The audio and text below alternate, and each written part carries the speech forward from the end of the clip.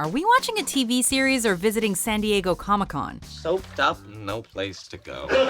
Talk about a who's who of geek royalty. Welcome to WatchMojo.com, and today we're counting down our picks for the top 10 Big Bang Theory guest stars. Before we begin, we publish new videos every day, so be sure to subscribe for more great content. For this list, we're taking a look at the most memorable guest stars that have appeared on this CBS sitcom. Why are you in bed with me? If we start to question this, it all falls apart. Number 10, Steve Wozniak. Is that Steve Wozniak? I think it is. The great and powerful Woz. Considering much of this show's humor revolves around tech, it was only a matter of time until Apple co-founder Steve Wozniak dropped by. The gang encounters the great and powerful Woz at the Cheesecake Factory. You're my 15th favorite technological visionary. Only 15th? Sheldon, who's decided to live his life through a mobile virtual presence device, can't resist saying hello. Wozniak is impressed with Sheldon's robot and even offers to sign his 1977 Apple II. You know, if you had it here, I'd autograph it for you. Don't move. Sheldon rushes to deliver the computer to his 15th favorite technological visionary, but sadly, trips going down the stairs. I'm coming, Woz. I'm coming. Ow! No! The Apple II breaks and Sheldon hurts his ankle. The cameo may have been brief, but it was unexpected, funny, memorable, and an excuse to hear Soft Kitty. Soft kitty, warm kitty, little ball of fur. Closer to the microphone. Number 9, Bob Newhart. Professor Proton, it's an honor to meet you. Just call me Arthur. Despite being a TV legend, Bob Newhart had never won an Emmy until he appeared on The Big Bang Theory. In 2013, he took home a well-deserved Outstanding Guest Actor award for his performance as Arthur Jeffries, also known as Professor Proton. Thank you, Sheldon. That was very nice. Want me to sing it again? No.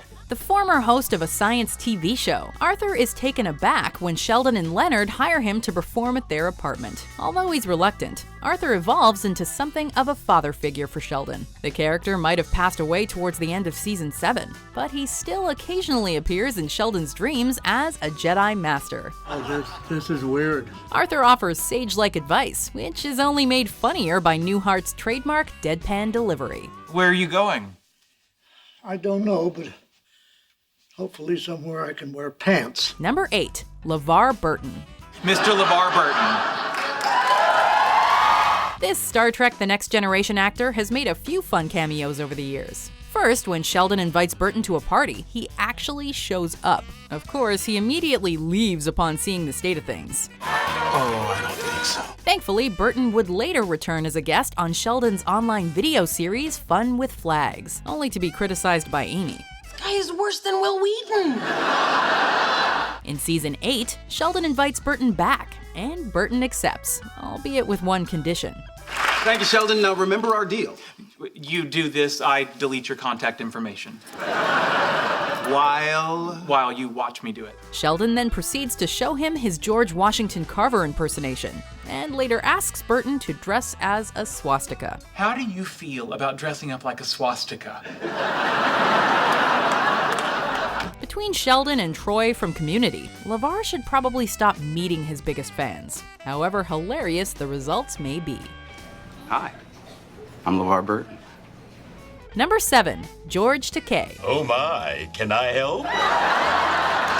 Another Star Trek alumnus, George Takei unexpectedly pops up in Howard's sexual fantasy. Although Howard's sexual orientation is briefly questioned, Takei and Katee Sackhoff help him to realize that it's ex-girlfriend Bernadette he truly harbors feelings for.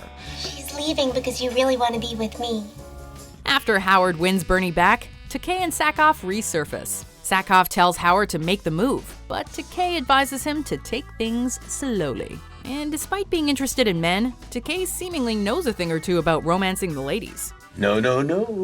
A lady wants to be wooed. We gotta say that platonically speaking, Takei and Sackhoff have some serious chemistry. Any chance of them getting their own spin-off? That's a series sure to have audiences saying, oh my.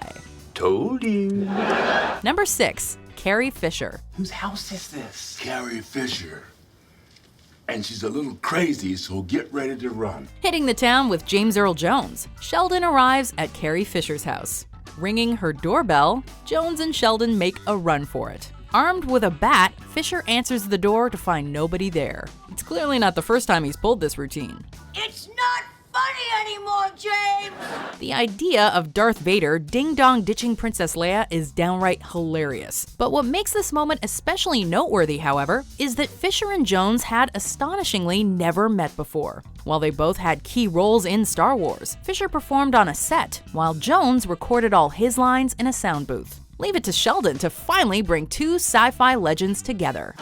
As they were approaching each other, Carrie said, "Dad!" which was hilarious because Darth is her father in Star Wars. Number 5, Wil Wheaton. Well, if it isn't Wil Wheaton. Of all the Star Trek actors that have appeared on the show, Wil Wheaton has gotta be the most memorable. This is largely due to his ongoing rivalry with Sheldon. Wheaton became Sheldon's mortal enemy after he missed a sci-fi convention in 1995. Lisa think they're very funny.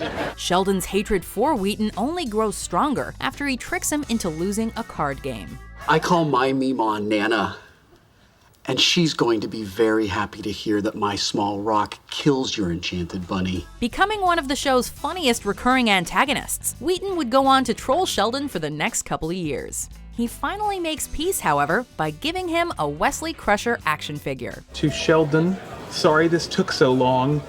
Your friend Wil Wheaton.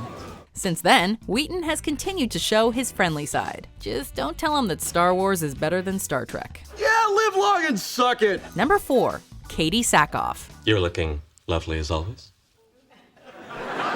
Thanks, Howard. Before joining forces with Takei in the aforementioned episode, this Battlestar Galactica actress served as Howard's fantasy. Although for a fantasy, she was pretty effective at shooting him down. Appearing naked in Howard's bathtub, Sackhoff not only acts as a great comedic foil for Howard, but despite being make-believe, also serves as a real voice of reason. The point is, you've got a wonderful girl in your life and you're ignoring her in order to spend your nights in the bathtub with a mental image and a washcloth. She tells the lonely fanboy that he needs to stop dreaming about fictional characters and acknowledge the real girl in his life. As if that's not enough to kill the mood, Mrs. Wolowitz interrupts and causes Katee to disappear. Frack. I'm taking a bath. I hope that's all you're doing. We share that tub. Number 3, Stan Lee. We were on Stan Lee's curve, then we were on Stan Lee's walk. Anyone who's seen a Marvel movie knows that Stan Lee is no stranger to epic cameos. There's only one word to describe his cameo on The Big Bang Theory, however, and that's Excelsior. To my friend Leonard from Stan Lee, Excelsior. Sheldon isn't at all pleased when he misses an opportunity to meet Stan the Man. Plus, you didn't get to meet Stan Lee. So, with some help from Penny, Sheldon finds Lee's house. Answering the door in a Fantastic Four bathrobe, the comic book legend feels understandably that his personal space has been invaded. And you thought you'd just come over to my house uninvited? Beyond irritated, Lee sarcastically invites them to come inside. And Sheldon, as oblivious to social cues as ever, accepts. Instead of an autograph, he goes home with a restraining order. I saw the inside of his house and got an autographed application for a restraining order. Number 2, James Earl Jones. Let me guess.